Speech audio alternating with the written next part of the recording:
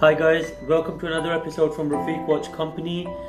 So, when you think of Seiko, what's the first thing that comes to mind? Japanese luxury, sports and divers watches,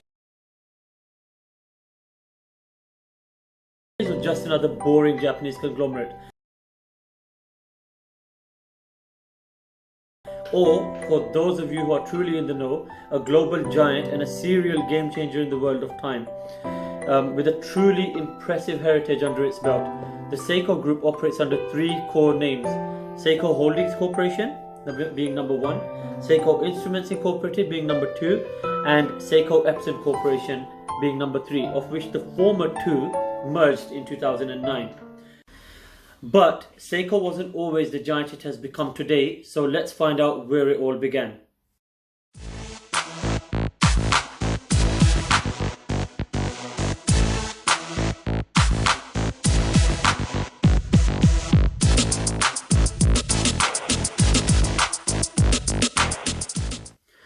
Seiko had its humble beginnings in 1881 when a young entrepreneur by the name of Kentaro Hattori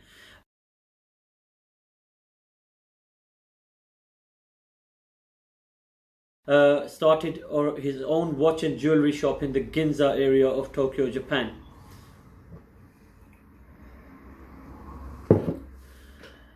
The idea behind his company was to produce timepieces which displayed exquisite workmanship, with the word Seiko literally translating from Japanese as exquisite. Seiko began to manufacture clocks under the name Seikosha in 1892,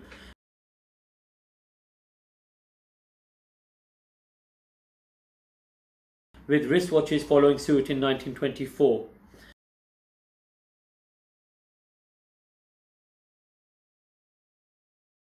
Now, what's happened is that since then, Seiko has introduced the world's first production quartz watch called the Astron, which you can see in the picture next to me.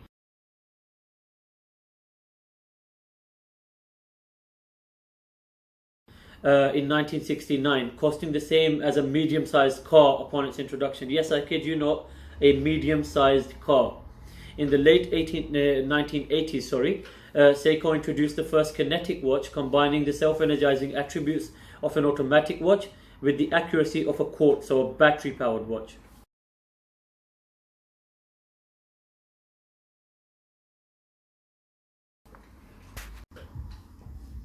Interesting fact that at one time, Seiko, best known perhaps for their wristwatches, were producing entirely in-house, which really does mean entirely in-house. So from micro gears to lubricating oils and even the luminous compounds used on the dials and the hands. So the ones I'm talking about are, can you see that little bit of green on the hands and in the dials, so on the index markers? That's what I'm speaking about. Seiko, within their own name, produced Seiko watches. They produce pulsar watches, they produce Loris watches. The latter two of which were produced initially as affordable timepieces for the US market. They later went on to go around to other markets, so for example Europe and UK here and there. Within Seiko watches now you have a few types of power, the way the watch is powered. So one, you have powered quartz, which are battery powered. You have kinetic, which are powered by the motion charging a capacitor, which depletes over a period of time. Solar, which are powered by high lumen light charging a capacitor, again, which then depletes over a period of time. And mechanical automatic, which are powered by the motion of your wrist winding a spring to create and dissipate the potential energy. Some of the famous ranges within Seiko include Presage, Prospex, Premier, Arctura, Sportura, Velatura, Lord, SARB, the much sought after Seiko 5, and to compete with Swiss watchmaker rivals Grand Seiko. So guys, the Seiko 5, the much sought after Seiko 5, the one in discussion among so many forums and other YouTube channels. It's an extremely successful range for the brand and was created in the 1960s. This incorporated 5 key attributes. The first of which being that it's automatically wound, so wound by the movement of your wrist, and then it builds up potential energy, as I explained earlier. A day and date displayed within a single window, which was very rare at the time in the 60s.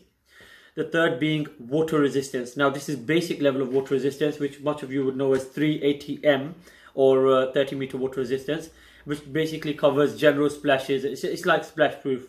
Basic water resistance from rain, or washing up around the sink or whatever.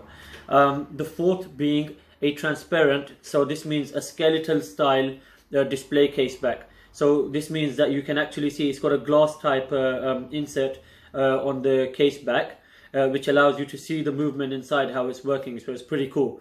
The fifth one being that it has a durable steel casing and durable steel bracelet as well. Now this wouldn't probably apply with the range expanding so much that they now have straps as well, and they have NATO straps, leather straps, this, that, within the Seiko 5 brand. But initially when it was made, it had a steel case and a steel bracelet to go with it. So that's what it is. Seiko 5, for those of you who didn't know, that's what it is. Guys, the Seiko 5 was initially intended to be just 30 meter water resistance when it started off, but obviously as the range went towards sports and divers models, Seiko also began to make 100 meter, so 10 ATM, and 200 meter divers, so 20 ATM models as well.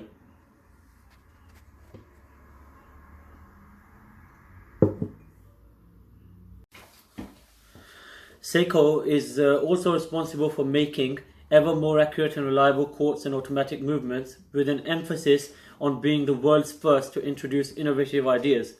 Those being such as the world's first 6-digit LCD quartz watch in 1973,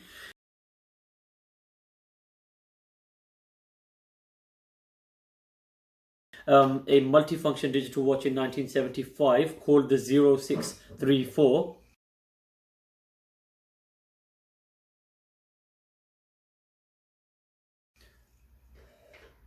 and a twin quartz watch minimizing temperature-based inaccuracies in 1978.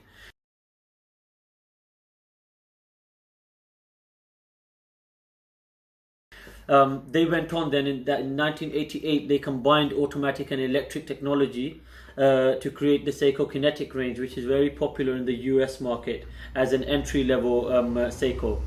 By now, I'm guessing that you've developed quite an interest in Seiko, so let me conclude with an impressive montage of Seiko's sponsorship deals as the official timekeeper in mainstream sports and media. So guys, check it out.